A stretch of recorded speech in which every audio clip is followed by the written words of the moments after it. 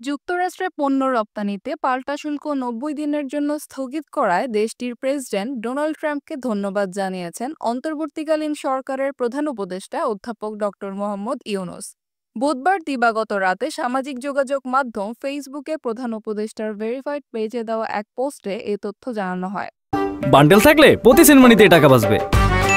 বিকাশ send money bundle কিনে জিতুন প্রতি লেনদেনে। যুক্তরাষ্ট্রের প্রেসিডেন্টের অফিসিয়াল এক্স অ্যাকাউন্ট মেনশন করে অধ্যাপক মোহাম্মদ ইউনূস বলেন, ৯০ দিনের জন্য শুল্ক স্থগিত করতে আমরা যে অনুরোধ করেছিলাম তাতে ইতিবাচক সাড়া দেওয়ায় প্রেসিডেন্ট আপনাকে ধন্যবাদ। আপনার বাণিজ্য এজেন্ডার সমর্থনে আপনার প্রশাসনের সঙ্গে কাজ করা অব্যাহত রাখবো আমরা।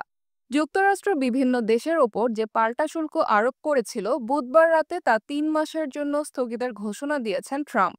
নিজের মালিকানাধীন সামাজিক যোগাযোগ মাধ্যম ট্রুথ সোশ্যালে এই ঘোষণা দিয়ে ট্রাম্প জানান, এই সময় দেশগুলোর পণ্যে পাল্টা শুল্ক ন্যূনতম ১০% কার্যকর হবে।